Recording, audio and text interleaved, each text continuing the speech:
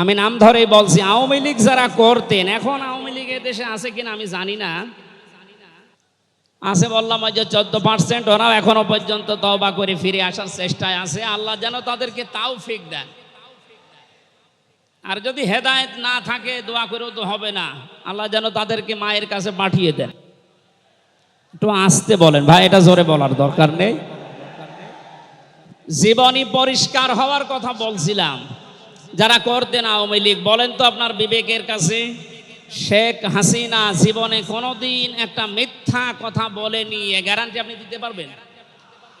না না, এ কথা বলা ভুল হয়ে গেল। ওনার সারা জীবনে কোনো সত্য কথা আছে কিনা আমার সন্দেহ।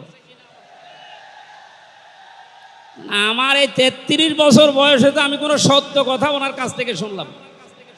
কথা বললেই মিথ্যা কথা বল, ওইটা নয় বাদ দিলাম। আমি আর একজনের ধরি, বিএনপি যারা করেন, খালেদা জিয়া জীবনে একটা মিথ্যা কথা বলেনি, এ কথা আপনি গ্যারান্টি দিতে পারবেন? জামাত ইসলাম যারা করে তারা এ কথার গ্যারান্টি দিতে পারবেন যে মরহুম শহীদ মতিউর রহমান নিজামী জীবনে মিথ্যা কথা বলেনি? বলেন না। চরমনাই পীরের মুরিদ যারা, তারা কি গ্যারান্টি দিতে পারে সৈয়দ রেজাউল করিম জীবনেও মিথ্যা কথা বলেনি?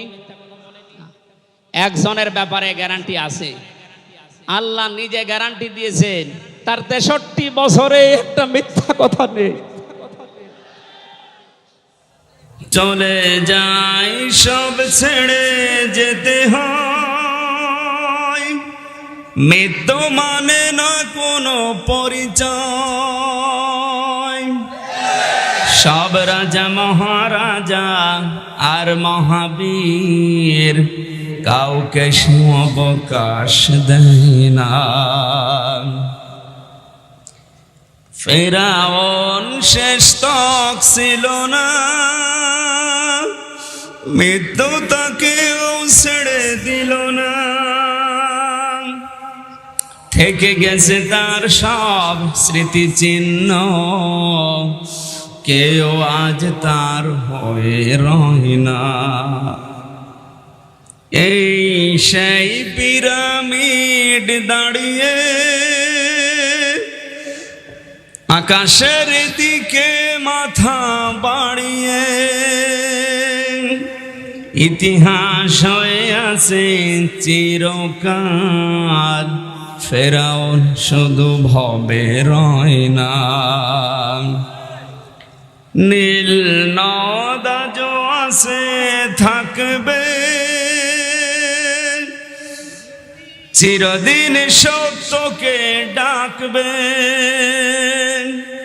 ডেকে ডেকে বলে যাবে দিন ও রাত, ডেকে ডেকে বলে যাবে দিন ও রাত, কেউ যেন ফেরাউন হয় না।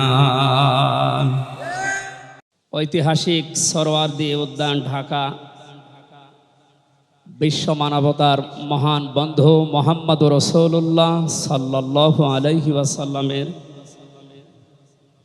জীবন চরিত্র সম্পর্কে আলোচনার এই পবিত্র অনুষ্ঠানের সম্মানিত সভাপতি, বিশিষ্ট আলেমে দ্বীন জনাব মাওলানা আবু তাহের জিহাদি দামাত বারকাতুহুমুল আলিয়া, মাহফিলের প্রধান অতিথি, আন্দরকিল্লা শাহী জামে মসজিদের সম্মানিত খতিব আওলাদে রসুল আল্লামা আনোয়ার হোসাইন তাহের আল জাবের আল মাদানী মাদ্দাজিল্লুহুল আলিয়া, সম্মানিত অতিথিবৃন্দ, মঞ্চে বসা জাতীয় নেতৃবৃন্দ, সামনে বসা মুসলমান ভাইরা, পর্দার আড়ালের সম্মানিতা মা এবং বোনেরা, প্রশাসনের ভাইরা, প্রাণ প্রিয় ঢাকাবাসী, সবাইকে নিয়ে মহান রব্বুল ইজ্জাত আল জালালের দরবারে শুকরিয়া জানাচ্ছি, যিনি মহামানবের জীবন চরিত্র সম্পর্কে আলোচনার এই পবিত্র অনুষ্ঠানে আমাদেরকে হাজির হওয়ার তৌফিক দিলেন। জবান খুলে বলছি আলহামদুলিল্লাহ। কথা বলার প্রথমে আমি স্মরণ করছি 2024 সালের আগস্টের 5 তারিখ পর্যন্ত যারা মুক্তভাবে কথা বলার পরিবেশ তৈরি করে দেওয়ার জন্য নিজের জীবন পর্যন্ত দিয়ে গেলেন। শাহাদতের সর্বোচ্চ মাকাম আল্লাহ যেন তাদেরকে দান করেন। আমরা কিছু ভিডিও দেখতে পাচ্ছি, অনেকে বলছে তারা শহীদ হয়নি, তারা নিজেদের বুককে গলির সামনে, অস্ত্রের সামনে পেতে আত্মহত্যা করেছে। তারা কাদের কাছ থেকে কি পেয়ে কি খেয়ে কথা বলছেন আমি জানি না। কোরআনে কারিমে আল্লাহ তাআলা ১৫০০ বছর আগে জানিয়েছে। শহীদ এর শব্দটা আমাদের এই বাংলাদেশ, ভারত, পাকিস্তানে যেভাবে ব্যবহার হয়, এটা এত সস্তা বিষয় না, অনেক দামি বিষয়। শহীদদের ব্যাপারে কথা যেন মানুষ উল্টা পাল্টা না বলে, এই জন্য মানুষের মুখের উপরে আল্লাহ নোটিশ জারি করে দিয়েছে। আল্লাহ পাক বলেন, ওয়ালা তাকুলু লিমান ইউকতালু ফি সাবিলিল্লাহি আমওয়াত বাল আহইয়াউন ইনদা বাল আহইয়াউ ওয়ালাকিন লা তাশউরুন।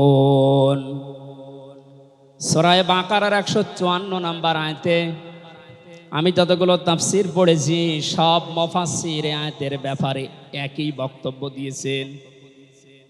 আল্লাহ পাক তামাম দুনিয়ার সব মানুষের মুখের উপরে নোটিশ দিয়েছেন, ওয়ালা তাকুলু, কেউ এ কথা বলবা না যে মানুষগুলো আমি আল্লাহর জন্য জীবন দিয়েছে, এরা মারা গেছে, কথা কখনো বলবা না। কারণ তারা জীবিত এবং তারা, তোমরা এই বিষয়টা বোঝো না, উপলব্ধি করতে পারো না। মুখের পরে মানুষ যেহেতু অন্তর দিয়ে ধারণা করতে পারে, এই জন্য আল্লাহ হৃদয়ের উপরে, অন্তরের উপরেও নোটিশ দিয়েছেন, ওয়ালা তাহসাবান্নাল্লাযীনা কুতিলু ফি সাবিলিল্লাহি আমওয়াতা বাল আহইয়াউন ইনদা রাব্বিহিম ইরযাকুন। সূরা আলে ইমরানের ১৬৯ নম্বর আয়াতে আল্লাহ জানিয়েছেন, মুখ দিয়ে তো বলাই যাবে না যে শহীদরা মারা গেছে, এমনকি অন্তরে ধারণাও আনবে না যে শহীদরা মারা গেছে, বরং তারা জীবিত এবং আমি আল্লাহর কাছে তারা রিজিক প্রাপ্ত হচ্ছে। বলেন আল্লাহু আকবার। এই আয়াতটা যে ১০০% বাস্তব। আমি কিছুদিন আগে গিয়েছিলাম গাইবান্ধা, বাংলাদেশ ইসলামী ছাত্র শিবিরের সদস্য ছিলেন ভাইটা। আগস্টের ৫ তারিখের আগে তিনি জীবন দিয়েছেন জালিমের বুলেটের সামনে। শহীদ সাব্বির হোসাইন, ১ মাস পরে তার কবর ভেঙে গিয়েছিল এই বৃষ্টির পানিতে। তাজা রক্ত কবর থেকে বের হতে দেখা গিয়েছে। একটা মানুষ যদি খাবার না খাবে তাহলে রক্ত পেল কোথায়? এজন্য এগুলো যারা ছড়াচ্ছেন, আমরা আশা করব এই বিষয়গুলো আর সামনে নিয়ে আসবেন না। আমরা কোরআনে কারিমের আয়াতের উপরে ১০০% বিশ্বাস করি এবং এ কথা বলি, জালেমের জুলুমের সামনে যারা নিজের জীবন পর্যন্ত দিয়ে গেলেন আগস্টের ৫ তারিখের আগ পর্যন্ত, প্রত্যেকেই শহীদ যাদের ঈমান আছে, এবং আল্লাহ তাদেরকে যেন শাহাদতের সর্বোচ্চ মাকাম দান করেন। বলেন আমিন। কোথায় ছিলাম আমরা আর কোথায় আছি এখনো বাস্তবতা টের পান না। কিছুদিন আগে বাংলাদেশ জামাত ইসলামের কেন্দ্রীয় আমিরে জামাত ডক্টর শফিকুর রহমান কুষ্টিয়াতে গিয়েছিলেন। প্রায় ৫,০০০ মানুষকে নিয়ে তিনি একটা অনুষ্ঠান করলেন, যারা ১৬ জন শহীদ হয়েছিল কুষ্টিয়ায়। বাংলাদেশ জামাত ইসলামের পক্ষ থেকে ২ লক্ষ করে টাকা তাদের পরিবারের হাতে তিনি তুলে দিলেন। প্রায় ২.৫-৩ ঘন্টায় অনুষ্ঠানগুলো আমরা দেখলাম। বলেন তো, আগস্টের ৫ তারিখের আগে ৫,০০০ না, এরকম মানুষ যদি ৫ জন এক জায়গায় হইতো ১৪টা মামলা হয়ে যেত। কোথায় ছিলাম আমরা আর কোথায় এখন পৌঁছিয়েছি, এরপরও যদি এটাকে কেউ নিয়ামত মনে না করে, গতকালকের একটা জরিপ আমি পেয়েছি, বাংলাদেশে 100 জনের 14 জন এখনো পর্যন্ত আপা আপনি ঘাবড়াবেন না আমরা নরম হয়ে যাই এ দলে আছে। 100 জনের কতজন? 100 জনের 28 জন এখনো পর্যন্ত থালা নেওয়ার জন্য খুব তাড়াতাড়ি করছে। আমি নাম নাই নিলাম। আনন্দের বিষয়, 100 জনের 58 জন মানুষ এখন চাচ্ছে এদেশে আল্লাহর বিধান দিয়ে জমিনটা চলুক। আগস্টের 5 তারিখ খুব বেশি দিন যায়নি। এই কয়েকদিনের ব্যবধানে যদি এই অবস্থা সৃষ্টি হয়, এই জন্য আমার মনে হচ্ছে এদেশের অনেক মুনাফিকেরা বুঝে ফেলেছে বিষয়টা, এজন্য খুব তাড়াতাড়ি করছে যে থালা আমাদের হাতে দিন। আমার দাদা একটা গল্প বলতে, এক লোক বিবাহ করার পরে বাসর রাতে বউকে রেখে একটু বাইরে গেছে। দাদি শাশুড়ি এসে বলছে, আমার কিন্তু পতি চাই, তুমি কি করবা আমি জানি না। নতুন বউ ডাক দিয়ে বলছে, দাদি শাশুড়ি আমার একটু সময় দেন, আপনার পতি হবে, অসুবিধা নেই। শাশুড়ি এসে বলছে, বৌমা আমার কিন্তু নাতি চাই। ঠিক আছে, আমার সময় দেবেন। দেবর আর ননদ এসে বলছে, ভাবি আপনি কি করবেন আমরা জানি না, আমাদের কিন্তু ভাতিজা চাই। কিছুক্ষণ পরে স্বামী এসে বলছে, বউ তুমি কি করবা আমরা জানি না, আমার বেবি চাই। বউ মাথা উঁচু করে বলছে, তোমরা কি সব পাগলের বংশ? আমার এখনো কিছুই হয়নি, এরপরে 10 মাস 10 দিন সময় লাগবে, তারপরে কারো বেবি চাই, কারো ভাতিজা চাই, কারো নাতি চাই, সব হবে। আমারে তো সময় দেবেন নাকি?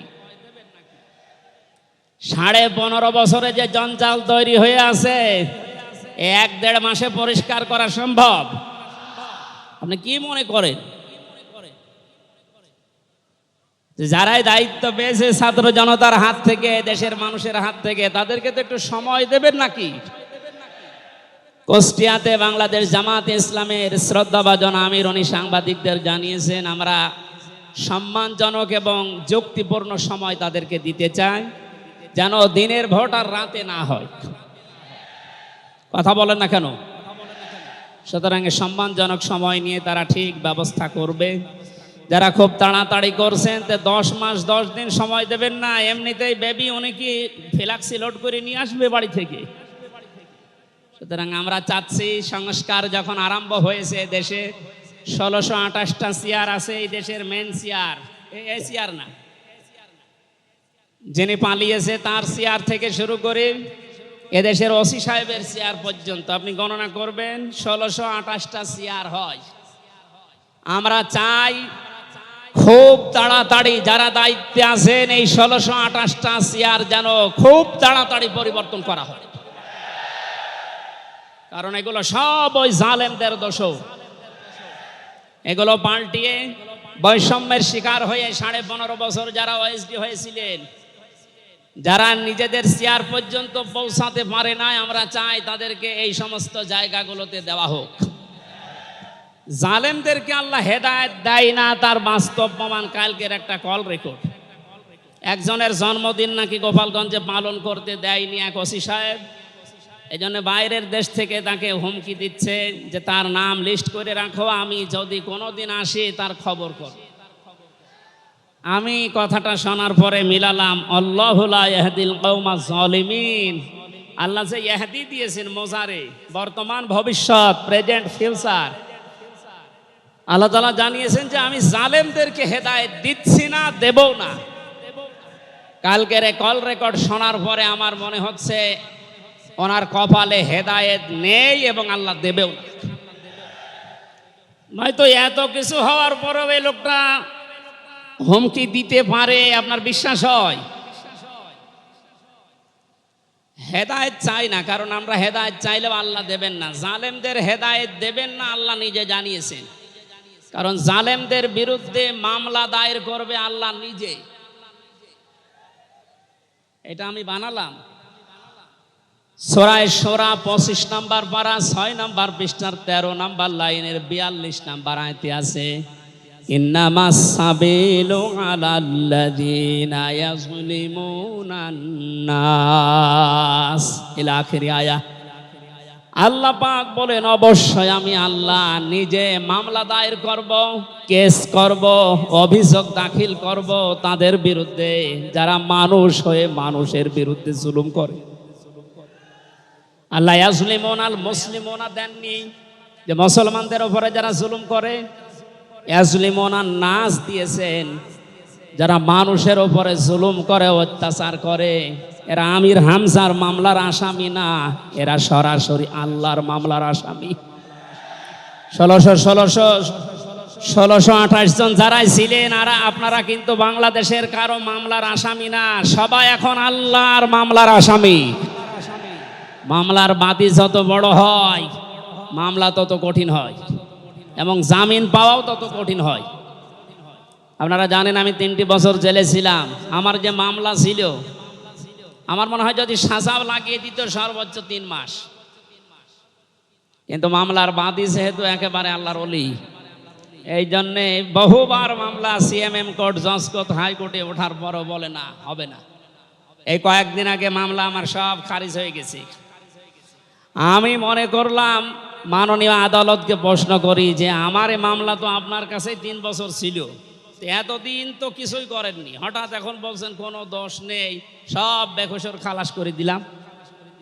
মামলাটা হাতে নিয়ে উনি বলছে এর ভেতরে তো কোনো মাল ম্যাটারেস নেই, কি দিয়ে বিচার করব, সব বাদ দিয়ে দিলাম।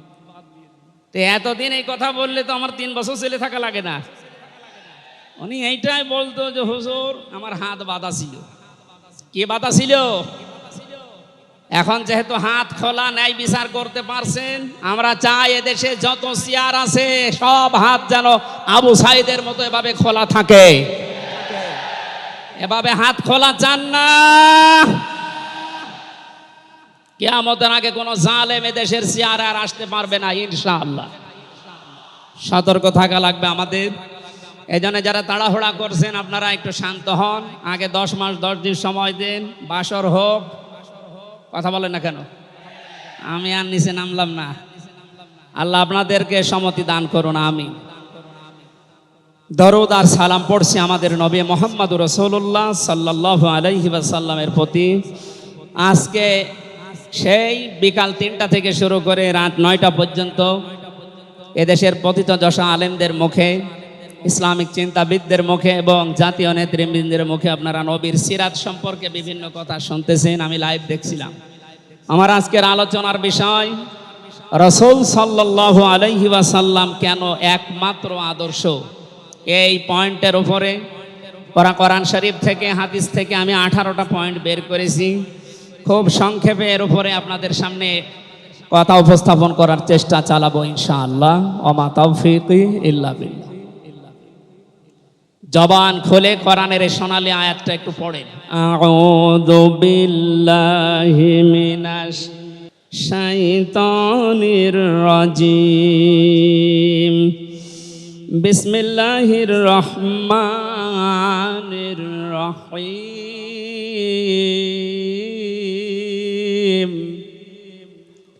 লাকাদ কানা লাকুম ফি রাসূলিল্লাহি উসওয়াতুন হাসানাহ। সাদাকতা ইয়া রাব্বানা। সূরা আহজাব 21 নম্বর আয়াতের প্রথম অংশ আমরা তেলাওয়াত করলাম। আমার আলোচনার বিষয় হচ্ছে বিশ্বনবী কেন একমাত্র আদর্শ। এ পৃথিবীতে বহু মানুষকে আমরা আদর্শের সৈনিক হওয়ার ঘোষণা দিতে শুনি, তারা স্লোগান পর্যন্ত দেয় আমরা সবাই অমক সেনা, ভয় করি না বুলেট বোমা। আজকের আলোচনার পরে এটা ক্লিয়ার হবে, বিশ্বনবী বাদ দিয়ে অন্য কারো আদর্শের সেনার ঘোষণা যদি কেউ দেয়, এ মারা গেলে নবীর সুপারিশ থেকে বঞ্চিত ও চির জাহান্নামী। আমরা যেহেতু মানুষ এবং আমরা মুসলিম, আমরা জাহান্নামে যেতে চাই না। এই ছোট্ট ভুলের কারণে এই ভুলটা আজকে শুধরিয়ে নেব ইনশাআল্লাহ। সূরা আহজাব কোন সূরা বলেন তো? এটা ক্লাস চলছে, ছাত্রের মতো জবাব দেবে। আহজাব শব্দের শাব্দিক অর্থ দল সমূহ। এর এক বচনে হচ্ছে হিজবুন। হিজবুন মানে দল। পৃথিবীতে দল আছে দুইটা। প্রশ্ন আসতে পারে বাংলাদেশে প্রায় ৭৩টার উপরে দল, আর দল দুইটা মানে হ্যাঁ, দল একটা হচ্ছে আল্লাহর দল, একটা হচ্ছে শয়তানের দল। আমরা সামনে বিস্তারিত এই দুইটা দলের উপরে কথা বলবো ইনশাআল্লাহ। দল করা লাগবে এই ঘোষণা আমির হামজার না আল্লাহর? এ শব্দটা শুনলে অনেকে মানধাত আমলের দিকে নিয়ে যায়। আপনি আলেম মানুষ, হুজুর মানুষ, ইমাম সাহেব মানুষ, আপনি দল দাঁড়িয়ে এগুলো করবেন কেন? কোরআনে কারিমের যদি কেউ একটা আয়াত অবিশ্বাস করে আর ইমান থাকার কথা, আল্লাহ পাক বলেন ওয়ালতাকুম মিনকুম উম্মাতুন, তোমাদের ভেতরে অবশ্যই একটা দল থাকতেই হবে। তাহলে দল এই শব্দটা কোরআনে আছে না নেই? দল এই বাংলায় নেই, কিন্তু উম্মাতুন এর শব্দ তো আছে। আমি সেই দিন গাইবান্ধায় ওই দিন আলোচনা করার পরে একজন মুসলিম হয়েছিল, জিজ্ঞাসা করলাম। পরবর্তীতে ওই দিন আলোচনার বিষয় ছিল ভোট। উনি শিক্ষিত মানুষ, আমারে জিজ্ঞাসা করছে আপনি ভোট এই শব্দ নিয়ে আসলেন, কোরআনে হাদিসে এই শব্দ আছে? এটা তো আরবি। হ্যাঁ আছে। আমানাত শব্দটা কোরআনে আছে। তাফসিরে মারিফুল কোরআন আল্লামা শফি রহমতুল্লাহ আলাইহি আমানতের প্রায় 19টা অর্থ দিয়েছেন। তার ভেতরে অন্যতম অর্থ হচ্ছে ভোট দেওয়া, রায় দেওয়া, সমর্থন দেওয়া। সুতরাং কেউ যদি ভোট এটাকে দুনিয়ার কোনো বিষয় মনে করে এড়িয়ে যায়, সে কিন্তু মরণের পরে ধরা খাবে। কথা বলেন, আমরা আখেরাতে আদালতে ধরা খেতে চাই, আমরা বাঁচতে চাই। সুতরাং দল মাস্ট বি, করাই লাগবে। যে দলের কর্মসূচি দুইটা, তারা ভালো কাজে আদেশ করবে, অন্যায় কাজে বাধা দেবে। আল্লাহর ভাষা এরাই হচ্ছে সফল কাম দল। এদেশে যত দল আছে এই দুইটি কর্মসূচি কারা পালন করে আপনি অবশ্যই দেখতে পাচ্ছেন। আপনার বিবেকের কাছে প্রশ্ন করে আপনি সামনে আগাবেন ইনশাআল্লাহ। তাহলে নবীজি আমাদের জন্য একমাত্র আদর্শ কেন? এর 1 নম্বরে আমি পেয়েছি তার জীবনটা আমাদের কাছে পরিষ্কার। এই কারণে পৃথিবীতে আমরা দেখি যে কোনো রাজনৈতিক দলের নেতা নেত্রী আপনি হন, ওই রাজনৈতিক দলে যাকে মানেন তার চরিত্র জীবন আপনার কাছে কিন্তু পরিষ্কার না। কথা বলে না কেন? আমি নাম ধরেই বলছি, আওয়ামী লীগ যারা করতেন, এখন আওয়ামী লীগ দেশে আছে কিনা আমি জানি না, আছে বললাম ওই যে 14%, ওরাও এখনো পর্যন্ত তওবা করে ফিরে আসার চেষ্টায় আছে। আল্লাহ যেন তাদেরকে তাওফিক দেন। আর যদি হেদায়েত না থাকে দোয়া করেও তো হবে না, আল্লাহ যেন তাদেরকে মায়ের কাছে পাঠিয়ে দেন। একটু আসতে বলেন ভাই, এটা জোরে বলার দরকার নেই। জীবনী পরিষ্কার হওয়ার কথা বলছিলাম। যারা করতেন আওয়ামী লীগ, বলেন তো আপনার বিবেকের কাছে শেখ হাসিনা জীবনে কোনোদিন একটা মিথ্যা কথা বলেনি, এ গ্যারান্টি আপনি দিতে পারবেন? না না, এই কথা বলা ভুল হয়ে গেল। ওনার সারা জীবনে কোনো সত্য কথা আছে কিনা আমার সন্দেহ। আমার এই 33 বছর বয়সে তো আমি কোনো সত্য কথা ওনার কাছ থেকে শুনলাম। কথা বললেই মিথ্যা কথা বল, ওটা নয় বাদ দিলাম। আমি আর একজনের ধরি, বিএনপি যারা করেন, খালেদা জিয়া জীবনে একটা মিথ্যা কথা বলেনি, এ কথা আপনি গ্যারান্টি দিতে পারবেন? জামাত ইসলাম যারা করে তারা এ কথার গ্যারান্টি দিতে পারবেন যে মরহুম শহীদ মতিউর রহমান নিজামী জীবনে মিথ্যা কথা বলেনি? বলেন না। চরমনাই পীরের মুরিদ যারা, তারা কি গ্যারান্টি দিতে পারে সৈয়দ রেজাউল করিম জীবনেও মিথ্যা কথা বলেনি? একজনের ব্যাপারে গ্যারান্টি আছে, আল্লাহ নিজে গ্যারান্টি দিয়েছেন, তার 63 বছরে একটা মিথ্যা কথা নেই।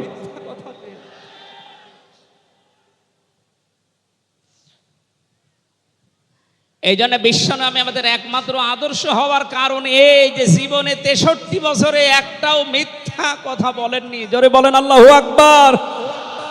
এটা যে কত বড় বিষয় আপনি চিন্তা করলে আপনি চিন্তার রেখা শেষ করতে পারবেন না। আমাদের দিনের ভেতরে 24 ঘন্টায় কত মিথ্যা আসে, আর তার পুরা 63 বছরের জীবনে একটা মিথ্যা কথা তিনি বলেননি। 2 নম্বরে পেয়েছি আমি, তিনি উন্নত চরিত্রের অধিকারী ছিলেন। এমন চরিত্র আল্লাহ তাকে দিয়েছিলেন, আমি তিনজন নবীর নাম পেয়েছি আল্লাহর নামের সাথে, তাদের নাম আল্লাহ মিলিয়ে দিয়েছেন। হযরত ইসমাঈল আলাইহিস সালামকে আল্লাহ ডাক দিয়েছিলেন গোলামিন হালিম, আমার সহনশীল বান্দা। হযরত ইসহাক নবীকে আল্লাহ বলেছিলেন গোলামিন আলিম, আমার জ্ঞানী বান্দা। আর মুহাম্মদুর রাসূলুল্লাহকে আল্লাহ ডাক দিয়েছেন ওয়া ইন্নাকা লাআলা খুলুকিন আযীম। জোরে বলেন আল্লাহু আকবার। বৃষ্টি হচ্ছে না বাইরে? এখানে ওঠাউঠি করেন কেন? বসেন বসেন।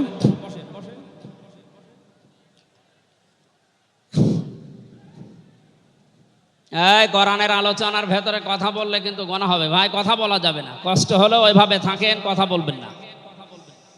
3 নম্বরে পেয়েছি আমি সূরা ইউনূসের 58 নম্বর আয়াতে আল্লাহ তাআলা জানিয়েছেন বিশ্ব নবী তোমাদের জন্য একমাত্র আদর্শ হওয়ার কারণ তিনি শ্রেষ্ঠ সম্পদ। قل بفضل الله وبرحمته فبذلك فليفرحوا هو خير مما يجمعون। নবী আপনি বলুন, তামাম দুনিয়ার মানুষেরা যা গেইন করে, যা অ্যাচিভ করে, যা অর্জন করে, যা কিছু পেয়ে আনন্দে আছে, আমি আল্লাহর কাছে এই পৃথিবীর শ্রেষ্ঠ সম্পদ হচ্ছে আপনি। জোরে বলেন আল্লাহু আকবার। সুতরাং আপনার আদর্শ পেয়েছে যারা, সে মানুষগুলো যেন আনন্দে থাকে, তারা যেন খুশি হয়। এই জন্য আগস্টের 5 তারিখের আগ পর্যন্ত এদেশের 100 জনের মাত্র 15 জন মানুষ বিশ্ব নবীকে একমাত্র আদর্শ মানতেন। তারা খুশি ছিলেন, রাজি ছিলেন। মাত্র 1 মাস কয়েক দিনের ব্যবধানে এই যে 100 জনের এখন 58 জন মানুষ বিশ্ব নবী ছাড়া আর কাউকে বুঝতে চাচ্ছে না। সময়টা যেতে দিন দেশের 100 জনের 100 জন মানুষ চাইবে বিশ্ব নবী ছাড়া কারো আদর্শ মানি না।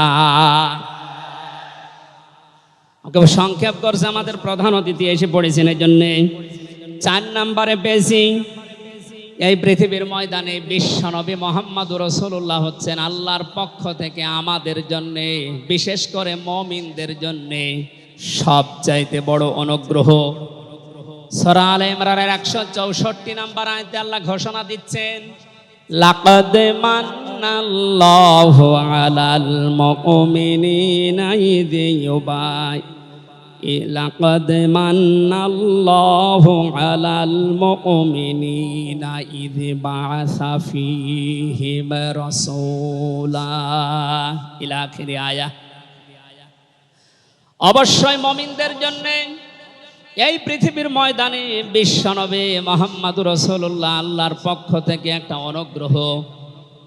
আমরা এক একটা আয়াতের ভেতরে বিভিন্ন তাফসীর অনুযায়ী যত কথা আল্লাহ জানিয়েছেন নবীর সম্পর্কে, প্রচন্ড গরম, আপনাদের কষ্ট হবে যেন আমি খুব সামারাইজ করছি।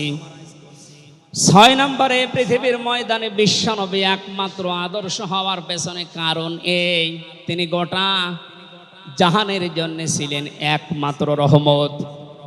সূরা আম্বিয়ার 107 নম্বর আয়াতে আল্লাহ এই ঘোষণা দিয়েছেন ওমা আরসালনাকা ইল্লা রাহমাতাল লিল আলামিন। বলেন আল্লাহু আকবার। আল্লাহ আলম বলেন না যে শুধু পৃথিবীর জন্য, আলামিন যত জগৎ আল্লাহ বাজিয়েছেন আর যত জগতে আল্লাহর যত সৃষ্টি আছে, এতানাজ্জালুল আমরু বাইনাহুন্না, প্রতিটি জগতে ওই সৃষ্টি অনুযায়ী আল্লাহর বিধিবিধান নাজিল হচ্ছে। যেখানেই যেই সৃষ্টি আছে প্রত্যেকটা সৃষ্টির জন্য মুহাম্মদুর রাসূলুল্লাহ হচ্ছেন আল্লাহর পক্ষ থেকে রহমত। বলেন সুবহানাল্লাহ। সেই রহমতকে হযরতে হালিমাতুস সাদিয়া চিনেছিলেন। কোলে নেওয়া থেকে শুরু করে বাড়ি পর্যন্ত যেখানে নিয়ে গেছেন, সিরাত ইবনে হিশাম বলছে সব জায়গায় হালিমাতুস সাদিয়া বিশ্ব নবীর মাধ্যমে আল্লাহর রহমত পেয়েছিলেন। সিরাত বিশ্বকোষের ভেতরে পেয়েছি আল্লাহর নবীকে হযরতে হালিমাতুস সাদিয়া যেদিন কোলে তুলে নিলেন, হযরতে হালিমা বলেন আমার স্তনে দুধ ছিল না। মুহাম্মদুর রাসূলুল্লাহকে কোলে নেওয়ার সঙ্গে সঙ্গে আমার স্তন দুইটাই দুধে পরিপূর্ণ হয়ে গেছে।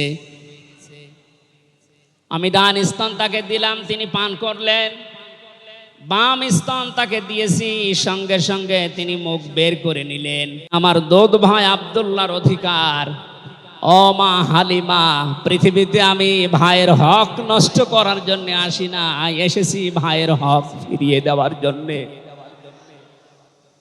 ঢাকাবাসী, যেই নবী মায়ের কোলে বসে ভাইয়ের হক নষ্ট করেন নাই এই রবিউল আউয়াল মাসে, সেই নবীর উম্মত আমরা এখন যারা দাবি করছি, অধিকাংশগুলোই দেখতে পাই যত বড় হচ্ছি তত ভাইয়ের হক মারার জোম হচ্ছি। এটা তো রবিউল আউয়ালের শিক্ষা ছিল না। হযরতে হালিমা বলেন তাকে যে গাধার উপরে তুললাম দুর্বল ছিল, সঙ্গে সঙ্গে সবল হয়ে গেছে। বাড়িতে পৌঁছাতে দেরি, কুয়ায় পানি ছিল না, কুয়া ভর্তি হয়ে গেছে। খেজুর গাছে খেজুর ছিল না, বিশ্বনবী মুহাম্মদুর রাসূলুল্লাহ যেহেতু রহমত, আমার খেজুর গাছে খেজুর পরিপূর্ণ হয়ে গেছে। সুতরাং ওনাকে যেখানেই নেওয়া হয় সেখানে যদি রহমত আসে, আমাদের এই মাথা থেকে পা পর্যন্ত, রান্নাঘর থেকে আন্তর্জাতিক জীবন পর্যন্ত, আজকের এই সিরাত অনুষ্ঠানে যদি সিদ্ধান্ত নিয়ে যেতে পারি সব জায়গায় তাকে ছাড়া কাউকে মানব না, অবশ্যই আল্লাহ পাকে ৫৬,০০০ বর্গ মাইল রহমত বরকত দিয়ে ভরে দেবেন। কথা বলেন ঠিক কিনা? আল্লাহ যেন এটা দেন আমাদের মাধ্যমে, বলেন আমিন। ৬ নাম্বারটা ৭ নাম্বারটা খুব গুরুত্বপূর্ণ, এইটার ব্যাখ্যা করার জন্য আমি ৮-১০ মিনিট সময় নিলাম, একটু খেয়াল করবেন। বিশ্বনবী আমাদের একমাত্র আদর্শ, এই কারণে ৭ নাম্বার পয়েন্টে আমি কোরআন থেকে নিয়েছি। গণা মাপের গ্যারান্টি শুধু তার আদর্শ অনুসরণের মাধ্যমে। পৃথিবীতে বহু মানুষ আছে, বহু বিশ্ব নেতার দাবি অনেকে করছে, অনেকে বিশ্ব মানবতার দাবি করছে, অথচ বিশ্ব নেতা হওয়ার জন্য যে 7টা কোয়ালিটি লাগে আমরা অধিকাংশ মানুষের ভেতরে পাই না, আন্দাজে শুধু ঢোল বাজাই।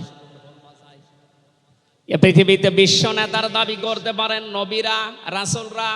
কথা বলেন ঠিক কিনা? এই পৃথিবীতে বিশ্ব নেতৃত্ব দেওয়ার দাবি করতে পারে নবী রাসূলরা। এ কথার সাথে একমত আছেন?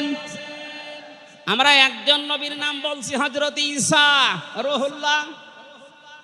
তিনি জন্মের পরে তার জাতির লোকেরা তাকে অবৈধ, হারামজাদা, এরকম উল্টা পাল্টা নাম দিয়ে ডাকতো। হযরতে মরিয়ম আলাইহিস সালামের কাছে যখন জিজ্ঞাসা করেছে জাতির লোকেরা বিয়ে হয়নি, সন্তান পেলে কোথায়, খুব খেয়াল করে শুনবেন। হযরতে মরিয়ম ইশারা দিয়েছিলেন দোলনার দিকে, ফাশারাত ইলাইহি ক্বালু কাইফা নুকাল্লিমু মান কানা ফিল মাহদি সাবিয়্যা। তিনি ইশারা দিয়ে বললেন, এই যে দোলনায় যে ছেলেটা আছে ওকে জিজ্ঞাসা করো ওর জন্মের পরিচয় বলতে পারবে। ওরা বলছে ছোট্ট বাচ্চা কথা বলবে কি করে? সঙ্গে সঙ্গে দোলনা থেকে হযরতে ঈসা তার এই জাতির লোকের এই কথার উত্তর দিয়েছেন, জবাব দিয়েছেন, ক্বালা ইন্নী আবদুল্লাহ আতানিয়াল কিতাবা ওয়া জাআলানি নাবিয়্যা ওয়া জাআলানি মুবারাকান আইনামা কুনতু ওয়া আওসানি বিস-সালাতি ওয়াজ-যাকাতি মা দুমতু হাইয়্যা। বলেন আল্লাহু আকবার। দোলনা থেকে হযরত ঈসা বললেন, আমি অবৈধ সন্তান না, আমি জারজ না, আমি আল্লাহর বান্দা। আল্লাহ পাক আমাকে জামানায় নবী করে পাঠিয়েছেন এবং আমাকে সামনে কিতাব দেবেন। আমাকে তিনি ওসিয়ত করেছেন, আদেশ দিয়েছেন আমি যেন সালাত আদায় করি, যাকাত আদায় করি যতদিন আমি জীবিত আছি। আমার মায়ের সাথে যেন আমি ভালো ব্যবহার করি। এখানে কয়েকটা পয়েন্টের দিকে তাকান। হযরতে ঈসা তিনি নিজের পরিচয় দিতে গিয়ে প্রথমে বললেন, আমি আব্দুল্লাহ, আল্লাহর বান্দা। আল্লাহ আমাকে জামানার নবী করে পাঠিয়েছেন এবং কিতাব সামনে আমাকে দেবেন। আজ পৃথিবীর ময়দানে যারা বিশ্ব নেতা হওয়ার কথা জানায়, যাদেরকে দাবি করা হয়, দেখেন তো এ মানুষগুলোর বাবা এক ধর্মের, মা আর এক ধর্মের। জন্ম আপনার আগে বৈধ হওয়া লাগবে, এরপরে বিশ্ব নেতা। যে 7টা পয়েন্ট আছে আয়াতের তাফসিরে, অত জোরে বলার দরকার নেই, আপনি বুঝলেই হবে। বিশ্ব নেতা হওয়ার জন্য প্রথম কোয়ালিটি থাকবে, আপনার জন্ম হওয়া লাগবে বৈধ। এ পৃথিবীর প্রত্যেকটা নবীর জন্ম ছিল বৈধ, কোন নবী অবৈধ না। কথা বলেন। অথচ এখন অনেককে এমন দাবি করে আকাশে তোলা হচ্ছে যার মা এক ধর্মের, বাবা আর এক ধর্মের। আমি বাকি 6টা নাই বললাম। ঢাকাবাসী, এবার আসেন তো সূরা আলে ইমরানের 131 নম্বর আয়াতের এই ব্যাখ্যাটা বলার জন্য আমি এই আশপাশে যাচ্ছিলাম। বিশ্ব নবীকে অনুসরণ করলে জীবনের গোনা মাপের গ্যারান্টি দিয়েছেন কে?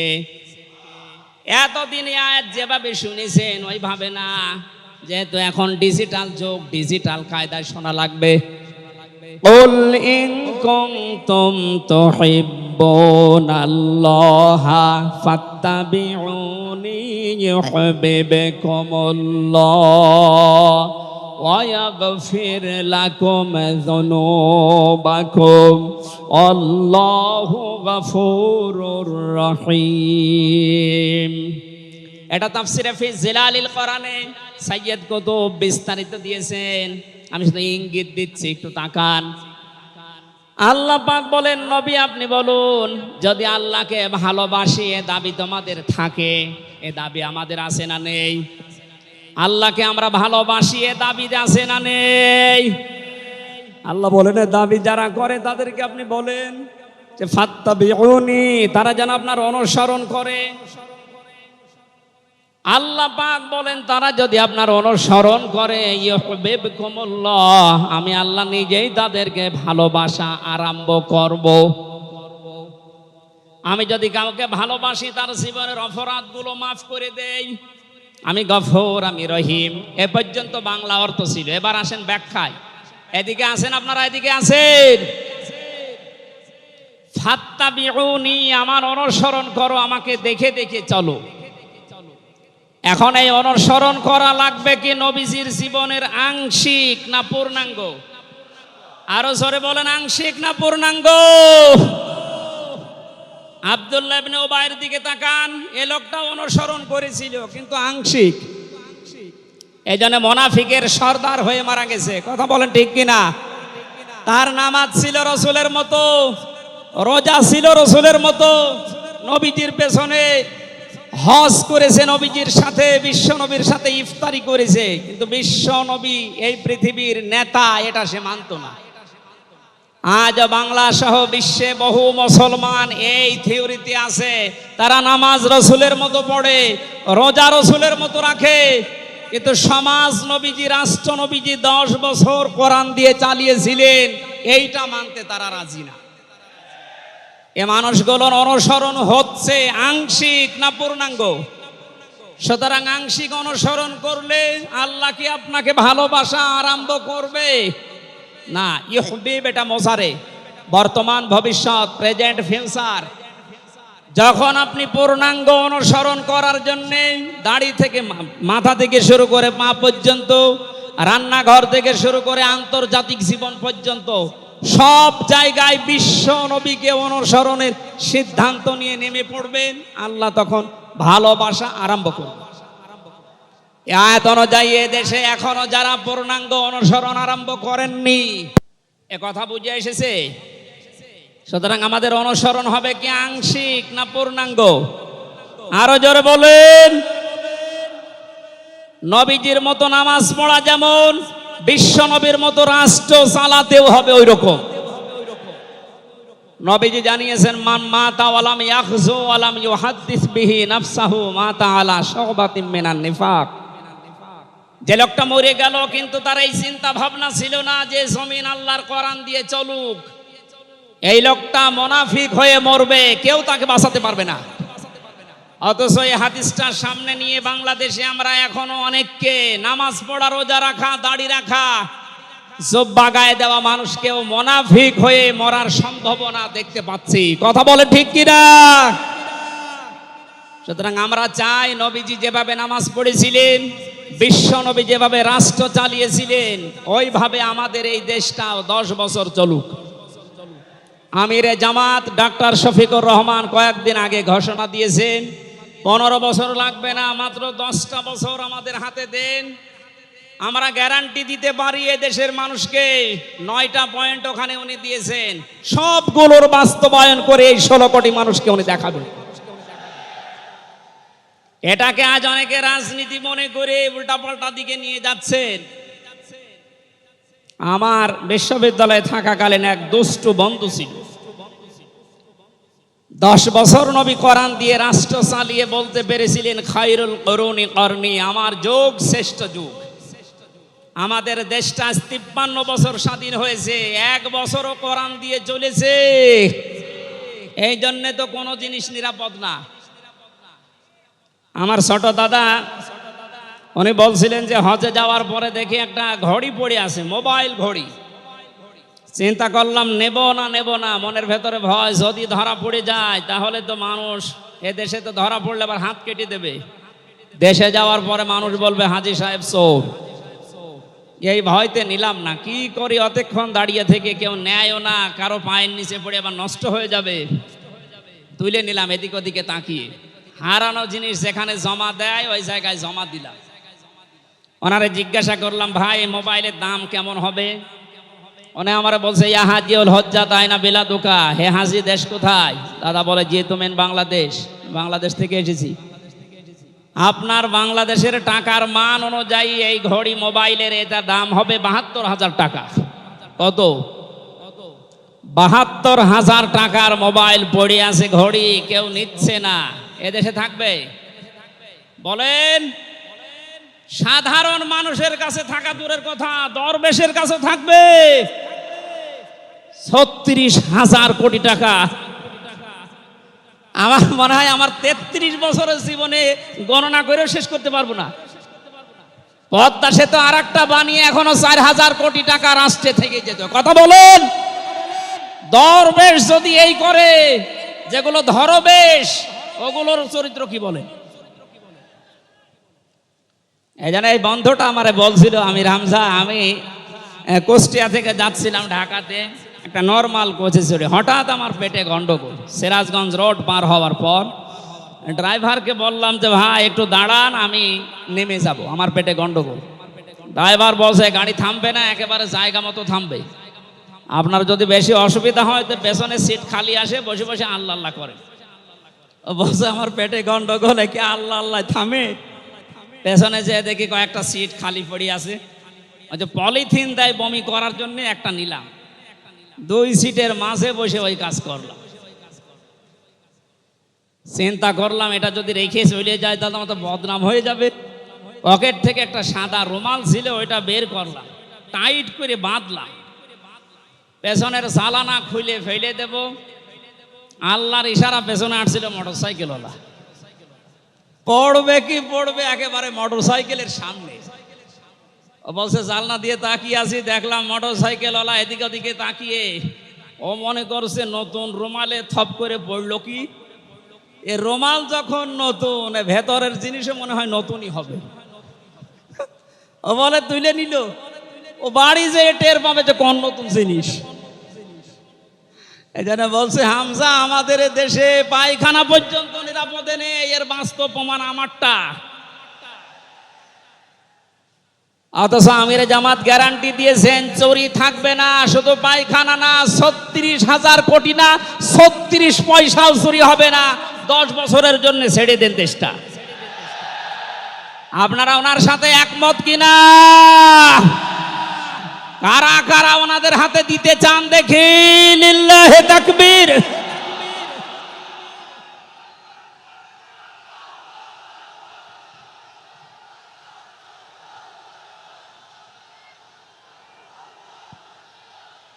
আলহামদুলিল্লাহ ভাই, এটা রেকর্ড হচ্ছে। এটা শুধু এই সামিয়ানার নিচে নেই, 18 কোটি মানুষ শুনতেছে। যারা এই ময়দানের থেকে হাত তোলা দেখে তারাও হাত তুলেছে। আমরা চাই এই হাত যেন আল্লাহর জন্য আপনারা তোলেন, মানুষকে দেখানোর জন্য না। সুতরাং আমরা যদি বিশ্ব নবী মোহাম্মদুর রাসূলুল্লাহর অনুসরণ আংশিক করি, আল্লাহর ভালোবাসা পাওয়া এখনো আমরা আরম্ভ করিনি। এই হিসাবে এদেশের অনেক পীর, অনেক ইমাম, অনেক খতিব, অনেক আলেম, অনেক জনতা এখনো আল্লাহর ভালোবাসা পাওয়া আরম্ভ করেনি। গোনাহ মাফ, জান্নাত তো দূরের কথা। কারণ আল্লাহর ভালোবাসা যে পাওয়া আরম্ভ করবে, তার জীবনের গোনাহগুলো আল্লাহ মাফ করবে, তাকে জান্নাতে দেবে। সুতরাং রাসূলুল্লাহ আমাদের একমাত্র আদর্শ হওয়ার কারণেই তাকে অনুসরণ করলে এ গ্যারান্টি পাওয়া যায় যে জীবনের গোনাহ আল্লাহ মাফ করে দেন। জোরে বলেন সুবহানাল্লাহ। 9 নম্বরে পেয়েছি, বিশ্ব নবীর সাথে কেউ যদি বিয়াদবি করে তাহলে সে ধ্বংস হয়ে যাবে। আপনি তাকান, তার আপন চাচা আবু লাহাব, এটা যদি সিরাতুন নবী মাহফিল, আমাদের ঢাকাতে এগুলো হয়তো নেই, এগুলো চট্টগ্রাম আর সিলেট বিভাগে বেশি পাওয়া যায়। রবিউল আউয়াল মাস আজকে শেষ, এ মাস আসলেই অনেককে দেখি নবীর জন্ম নিয়ে, নবীর মিলাদ নিয়ে আনন্দে আত্মহারা হয়ে যায়। পরিষ্কার ভাষায় বলছি, বাংলার মানুষেরা, নবীর মহাব্বত, নবীর ভালোবাসা মাস্ট বি লাগবে। কিন্তু নবীর জন্ম নিয়ে, নবীর মিলাদ নিয়ে যদি কেউ শুধু আনন্দ করে মেতে থাকে, নবীর আদর্শ আপনি এই মুহূর্তে জেনে নিতে পারেন যে আপনি জাহান্নামী। তার প্রমাণ নবীদের আপন চাচা আবু লাহাব আর আবু তালেব। এই দুইজন চাচা নবীর আদর্শ পেয়ে খুশি ছিল না, তারা নবীর জন্ম পেয়ে খুশি ছিল। নবীর মিলাদে, নবীর জন্মে তারা এত খুশি হয়েছিল, আবু লাহাব নিজের কাজের মেয়েকে পর্যন্ত আজাদ করে দিয়েছিল। আবু তালিব নিজের সন্তান হযরতে আলীকেও কাছে রাখতো না। আল্লাহর নবীর জন্মে লোকটা এত বেশি খুশি হয়েছিল, যতদিন পর্যন্ত তার আন্ডারে ছিল নবীজি, ততদিন নিজের ছেলে বাদ দিয়ে বিশ্ব নবীকে কাছে রেখে ঘুমাতো। অথচ তাদের পুরা দুইজনের জীবন আমি পড়ে দেখেছি। দুইজন চাচা, বিশ্বনবী মুহাম্মদুর রাসূলুল্লাহর দুইজন চাচা শুধু নবীর জন্ম মিলাদ নিয়ে আনন্দে ছিল, আদর্শ পেয়ে তারা আনন্দ করে নাই, মেনে নেয় না। এই জন্য দুইজনেই জাহান্নামী। বলেন নাউজুবিল্লাহ। সিস্টেম অপর পৃষ্ঠায় দেখুন, আরো দুইজন চাচার নাম আমরা জানি, হযরতে হামজা, হযরতে আব্বাস রাদিয়াল্লাহু তাআলা আনহুমা। এই দুইজন চাচা শুধু নবীর জন্মে মিলাদে খুশি ছিলেন না, তারা নবীর আদর্শ পেয়ে খুশি হয়েছিলেন। এই জন্য দুইজনেই জান্নাতি। বলেন সুবহানাল্লাহ। হযরতে হামজা, হযরতে আব্বাস যে জান্নাতে গেছে কোনো সন্দেহ আছে? আল্লাহ কোরআনের আয়াত নাযিল করেছেন তাদের নামে, রাদিয়াল্লাহু আনহুম ওয়া রাদু আন। আল্লাহ পাক বলেন, আমি তাদের উপরে রাজি হয়ে গেছি যেমন তারা আমার উপরে রাজি। সুতরাং হযরতে আব্বাস, হযরতে হামজা দুইজনেই নবীর আদর্শ মানার কারণে জান্নাতি। আমরা এদের মতো হতে চাই। বলেন আমিন। এখানে একটা কথা আছে, হযরতে হামজা আব্বাস রাদিয়াল্লাহু তাআলা আনহু, তিনি কিন্তু অনেক আগে মুসলমান হয়েছিলেন গোপনে, কিন্তু প্রকাশ করেননি। এই মাসলাটা বলছি এই কারণে, 152 জন সমন্বয়কের ভেতরে 108 জন বাংলাদেশ ইসলামী ছাত্র শিবিরের নেতা এবং পরীক্ষিত কর্মী। তারা আজ অনেক জালেম এবং অনেক মুনাফিক পর্যন্ত, এমন অনেক আলেম নামে জালেম পর্যন্ত এই বিষদগার করছে। নাম যেহেতু দেখেছে ছাত্র শিবির, এই জন্য তাদের চুলকানি। কেন ওরা এতদিন পরিচয় প্রকাশ না করে এই কাজ করলো? ওরা মুনাফিক, ওরা শয়তান। যেখানে বিশ্বজিতের মতো হিন্দু সে রেহাই পায় না, সেখানে পরিচয় দিয়ে মার খাবে। সুতরাং সাদিক সাহেব এবং এস.এম. ফরাদ ভাই সহ যারা পরিচয় গোপন করে এই জালেমের বিদায়ের জন্য এই বিপ্লব আমাদেরকে এনে দিয়েছেন, তাদেরকে প্রত্যেক থানায়, জেলায়, রাজধানীতে সংবর্ধনা দেওয়া দরকার। তারা এটা এমনিতেই করে নাই, তারা হযরতে আব্বাসের জীবন থেকে করেছে। অথচ হযরত আব্বাস রাসূলের বিরুদ্ধে বদরের ময়দানে বিরুদ্ধে যুদ্ধ করার জন্য আবু জাহেলের পক্ষ নিয়ে গিয়েছিল, অথচ তিনি ওই সময় মুসলমান। তার মানে নিজের পরিচয় গোপন করে বাস্তবতার নিরিখে স্থান কাল পাত্র ভেদে একটা কৌশল, এটা একটা হেকমা। ও জীবনে কোরআনই পড়ে নাই, হাদিস পড়ে নাই, ও ফতোয়া দিচ্ছে যে এ হচ্ছে মুনাফিক। এই জন্য ওনারা যা করেছে, আমি এখানে 9টা পয়েন্ট এনেছিলাম। সাদিক সাহেব ভাই সহ, এস এম ফরাদ ভাই সহ 108 জন যা করেছে, সব নবীদের থেকে, নবীর মাদের থেকে, নবীর সাহাবীদের থেকে, নবীজির চাচার থেকে শিক্ষা নিয়ে এই হেকমতটা অবলম্বন করেছে। আল্লাহ তাদেরকে যেন সর্বোচ্চ মাকাম দান করেন, বলেন আমিন। আসতেছে মেহমান। বেয়াদবি করলে যে মানুষের জীবন ধ্বংস হয়ে যায় রাসূলের সাথে, তার প্রমাণ পেয়েছি নবীজি চাচা আবু লাহাবের জীবন থেকে। বিশ্ব নবী যখন সাফা মারওয়া এই পাহাড়ের উপরে উঠে দাওয়াত দিচ্ছিলেন, এই লোকটা ডাক দিয়ে বলেছে, তাব্বালাকা আলিহাযা জামাতানা ইয়া মুহাম্মদ, হে মুহাম্মদ তুমি ধ্বংস হয়ে যাও। তাফসীরের কিতাবে সূরা লাহাবের তাফসীরে পড়েছি, আবু লাহাব মুহাম্মদুর রাসূলুল্লাহকে শুধু ধ্বংস হয়ে যা এ কথা বলে নাই। সামনে একটা পাথর ছিল, পাথরটা হাতে নিয়ে নবীজির দিকে এভাবে নিক্ষেপ করেছিল। ঢাকাবাসী খুব খেয়াল করে শোনেন, এখানে আমার 2টা পয়েন্ট আছে। আবু লাহাব 1500 বছর আগে মুহাম্মদুর রাসূলুল্লাহর দিকে যে পাথর নিক্ষেপ করেছিল, তাফসীরে ফি জিলালিল কোরআন মুফাসসির লিখেছেন সাইয়্যিদ কুতুব, যে নবীজির সামনে পাথরটা পড়েছিল, নবীজির শরীরে লাগে নাই। আল্লাহ পাক সঙ্গে সঙ্গে তার জন্য কোরআনের আয়াত নাজিল করলেন, শুধু এই হাতের জন্য না। তাব্বাত ইয়াদা আবি লাহাবি ওয়া তাব। ইয়াদানে ছিল শব্দটা, ইয়াদা দি বচন আল্লাহ দিয়েছেন, অথচ আবু লাহাব পাথর নিক্ষেপ করেছিল কয় হাত দিয়ে? আরো জোরে, আরেকবার বলেন। আল্লাহ যে তার 2 হাতই ধ্বংস করে দিলেন। জবাব দিয়েছেন মুফাসসির এইভাবে, আবু লাহাব যদিও এভাবে পাথর নিক্ষেপ করেছিল 1 হাত দিয়ে, কিন্তু তার এই বাম হাত একটু নড়াচড়া করে সাপোর্ট দিয়েছিল। আপনি যদি এখান থেকে একটা কোনো কিছু নিক্ষেপ করেন এভাবে, এই হাত দিয়ে শুধু কাজ হবে না, এই হাতও নড়াচড়া করে সাপোর্ট দেবে। আল্লাহ এইটাও সহ্য করেন নাই। নবীজির বিরুদ্ধে যারা অবস্থান নিয়েছে, যে যতটুকু তার সাথে যারা সাহায্যে ছিল, সহযোগিতায় ছিল, আল্লাহ তাদেরকেও ধ্বংস করে দিয়েছেন। এই 15.5 বছরে আল্লাহর নবীর আদর্শকে, তার শিক্ষাকে, শিক্ষা ব্যবস্থা থেকে ডাইরেক্ট ডান হাতের মতো, অনেকে বাম হাতের মতো পেছন দরজা দিয়ে নাড়াচাড়া করে উল্টিয়ে ফেলেছিলেন। এই কথা বলেন না কেন? হযরতে আবু বকর আর নবীজির সেই সারে গারে সুরের সেই ঘটনাটা আমাদের শিক্ষা ব্যবস্থায় এখন আর নেই। এগুলো তুলে ওখানে বাবার জীবনী বসিয়েছেন। সুতরাং নবীজিকে যারা আঘাত দিয়ে শিক্ষা ব্যবস্থা থেকে 96% মুসলমানের এই দেশে নবীর আদর্শ বাদ দিয়ে অন্য কাউকে যারা বসাতে চেয়েছিলেন, যারা ডাইরেক্ট এগুলো করেছিলেন, যেগুলো মন্ত্রণালয়ের দায়িত্বে ছিল, বাম হাত দিয়ে যারা পেছন দরজা দিয়ে নাড়াচাড়া দিয়েছেন, উপদেষ্টা মণ্ডলের ভেতরে 2 জন আছে, তারা সমকামিতা প্রমোট করছেন, আমরা শুনতে পাচ্ছি। পাঠ্যপুস্তকে যে পরিবর্ধন আনার চেষ্টায় আছেন, 96% মুসলমান কিন্তু ঘুমিয়ে যায়নি, এরা এখনো জেগে আছে।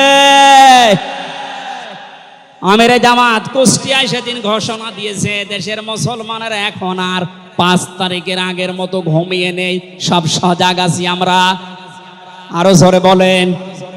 সুতরাং যারা ডান হাত দিয়ে চেষ্টা করছেন, আল্লাহ বিরোধী, রাসূল বিরোধী, মানবতা বিরোধী এই কাজগুলোকে প্রমোট করার জন্য, বাস্তবায়নের জন্য, আর পেছনের দরজা দিয়ে যারা বিভিন্ন নাম নিয়ে আবুল আহাবের বাম হাতের মতো নাড়াচাড়া দিচ্ছেন, আল্লাহ পাক যদি ধরে আবুল আহাবের মতো ডান হাত বাম হাত সব কিন্তু ধ্বংস করে ছাড়বে।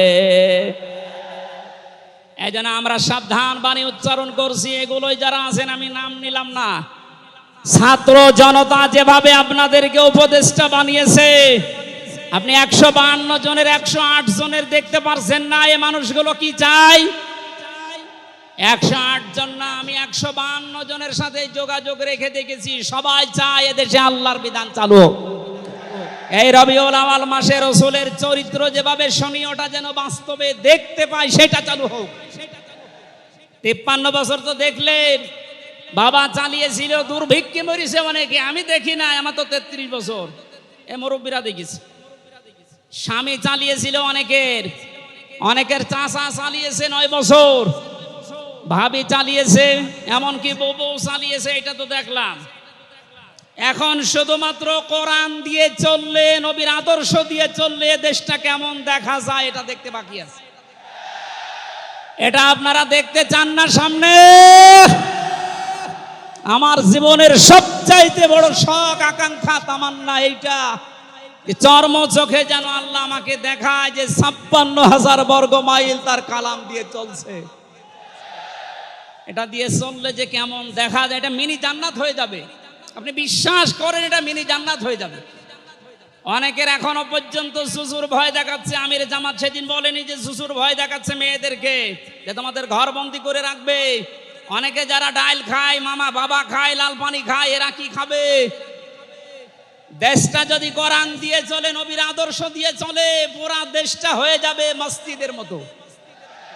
মসজিদে প্রবেশ করলে যত বড় বিড়ি খোর হোক, যত বড় ডাইল খোর হোক, যত বড় বাবা খোর হোক, আর লাল পানি যেই খায়, ওই পরিবেশে গেলে কেউ কি চাইবে যে একটু লাল পানি খাই? কারণ পরিবেশটাই রহমত দিয়ে ভরপুর। কথা বলেন ঠিক কিনা? এজন্য মসজিদে প্রবেশ করতে হলে আল্লাহর রহমত আমরা কামনা করি। আল্লাহুম্মা আফতাহলি আবওয়াবা রহমাতিক। পুরা জায়গাটাই রহমত দিয়ে ভরপুর। আল্লাহর কোরআনের বিধান সেখানে চলে, এজন্য পুরা জায়গাটা রহমত দিয়ে ভরপুর করা। এই দেশটায় যদি আল্লাহর বিধান চালু হয়, রাসূলের আদর্শ চালু করতে পারি আমরা, পুরা দেশটা হয়ে যাবে মসজিদের মতো। তখন আর লাল পানি খেতে, বিড়ি খেতে আপনার মনে চাইবে না ইনশাআল্লাহ। আপনি জান্নাতি হয়ে মারা যেতে পারবেন, এই গ্যারান্টি আমরা দিতে পারি। সুতরাং আমরা রাসূলের সাথে কোনো বিয়াদবি যেন না করি। আমার মনে হয় মেহমান এসে গেছে আমাদের মাঝখানে।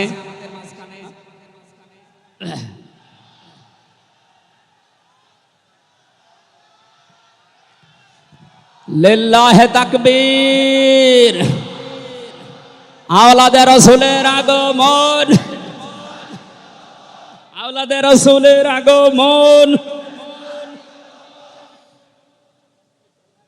আমাদের মাহফিলের প্রধান অতিথি আওলাদে রাসূল আল্লামা আনোয়ার হোসাইন তাহের আল জাবেরি আল মাদানী মাদ্দাজিল্লাহুল আলী আমাদের মাঝে এসে গেছেন। আমরা যে প্রচণ্ড গরমে আপনারা কষ্ট পাচ্ছেন, এবং উনি যেহেতু এসে গেছে, এখন আর কথা বলা মনে হয় ঠিক হবে না। আমি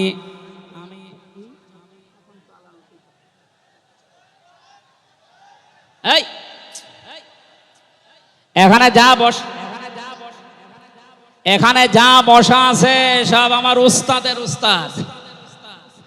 এই জন্য আমি কথা বলতে চান, পয়েন্টগুলো শেষ করছি। 10 নম্বরে পেয়েছি তিনি শরীয়ত প্রণেতা, হ্যাঁ বললে হালাল, না বললে হারাম, সুতরাং তার সম্মান অনেক বেশি।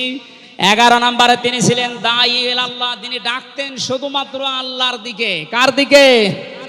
আমি একটা পয়েন্ট এখানে বলি, খুব খেয়াল করে শুনবেন। সূরা হামিম সেজদার 33 নম্বর আয়াতটা এতদিন যেভাবে শুনেছেন ওইভাবে না, একটু ভালো করে খেয়াল করে শোনেন।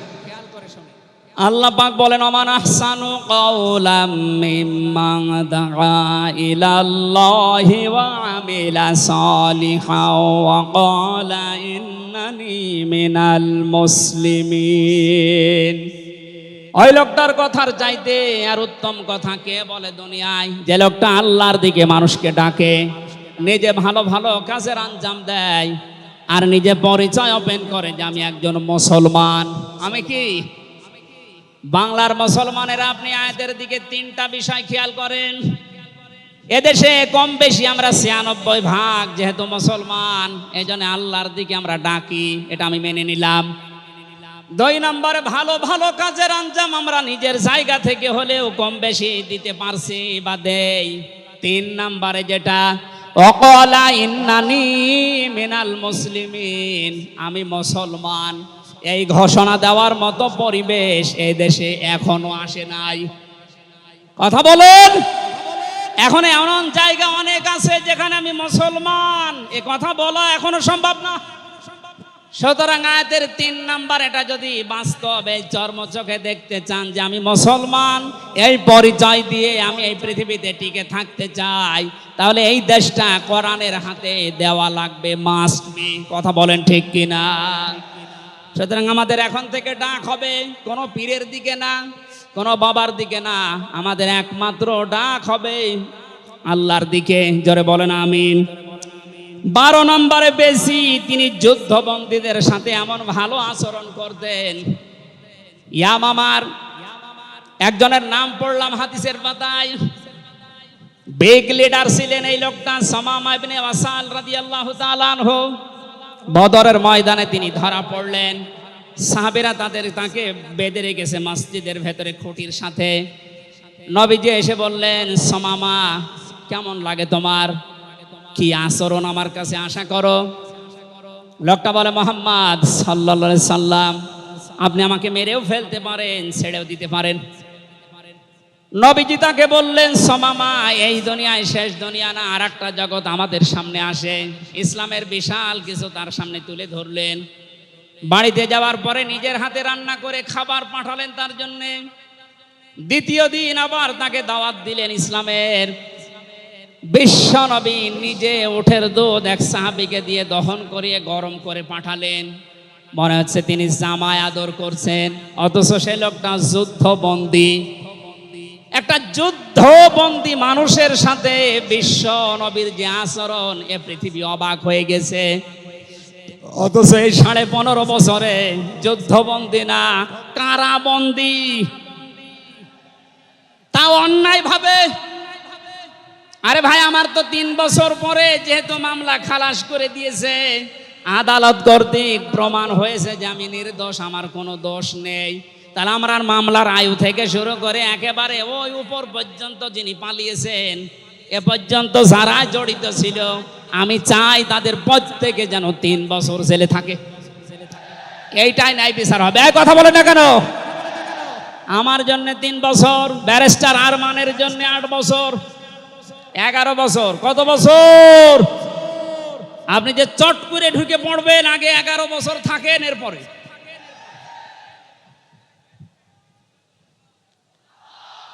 সুতরাং বাস্তবতা এইটাই। শত্রুদের সাথে তিনি যুদ্ধবন্দীদের সাথে কি আচরণ করলেন, আর আমরা অন্যায় ভাবে কারাবন্দীদের সাথে। আমি তো অন্যেরটা জানি না, নিজেরটার সাথে বলছি। এই যে মুরব্বী মানুষ বসে আছে, মাওলানা রফিকুল ইসলাম খান, এই মুরব্বীর পায়ে বেড়ি দিয়ে, হাতে হ্যান্ডকাপ দিয়ে, মাথায় দড়ি দিয়ে মনে হচ্ছে গরু টেনে নিয়ে যাচ্ছে। আমার 11 ঘন্টা টাঙিয়ে রেখেছিল,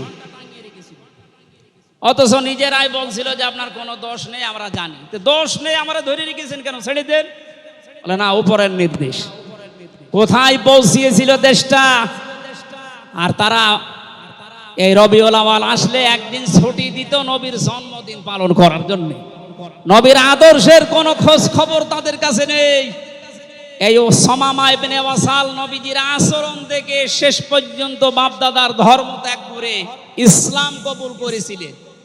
এই 15 বছর যদি এরকম কিছু দেখাতে পারতেন, লাখের উপরে মানুষ জেল খাটতেছে। আমার মনে হয় 100 জনের 70 জন মানুষ এই দেশে জেল খাটে, কিচ্ছু জানে না। বিশেষ করে 15.5 বছর এই মানুষগুলো আপনার দলে অন্তত না আসলেও আপনার জন্য দোয়া করতো। এরপরে আমি পেয়েছি বিশ্বনবীকে একমাত্র আদর্শ হওয়ার কারণ তিনি শত্রুদের সাথে এমন আচরণ দেখিয়েছিলেন, পৃথিবীতে ইতিহাস হয়ে আছে। তায়েফে তিনি দোয়া করেছিলেন, আল্লাহুম্মা হাদি কওমি ফাইন্নাহুম লা ইয়ালামুন। 14 নম্বরে পেয়েছি তিনি নবী এবং রাসূলদের নেতা ছিলেন। 15 নম্বরে ছিল তার বক্ষ ছিল উন্মুক্ত, 16 নম্বরে পেয়েছি তিনি ছিলেন লাইট বা আলো, 17 নম্বরে তিনি ছিলেন স্নেহময় মমতাময়, 18 নম্বরে তিনি ছিলেন কমল হৃদয়ের অধিকারী। এক একটা শব্দের ভেতরে লক্ষ লক্ষ কথা আল্লাহ লুকিয়ে রেখেছেন। রাসূলের জীবনে 1 ঘন্টা 1.5 ঘন্টায় না, কিয়ামত পর্যন্ত যদি কেউ আলোচনা করে, আমি 31টা বিষয় সাজিয়েছি এক একটা পাঠ অনুযায়ী। সুতরাং এরকম যদি শুরু হয় তো 31 দিন একাধারে লাগার কথা আমার এই ক্ষুদ্র জ্ঞানে। যারা আরো বড় বড় আলেম এখানে বসে আছে, কিয়ামত পর্যন্ত আলোচনা শুনবেন করবেন। আমাদের নবী আজিম খুলুকিন আজিম, কোনোদিন শেষ হবে না ইনশাআল্লাহ। সুতরাং নবীজি আমাদের একমাত্র আদর্শ, এটাই ফাইনাল, তাকে ছাড়া আমরা কাউকে মানি না। উদারত আহ্বান জানাচ্ছি তাকে আদর্শ গ্রহণ করার জন্য। আমিন। বারাকাল্লাহু লানা ওয়া লাকুম ফিল কোরআনিল আযীম।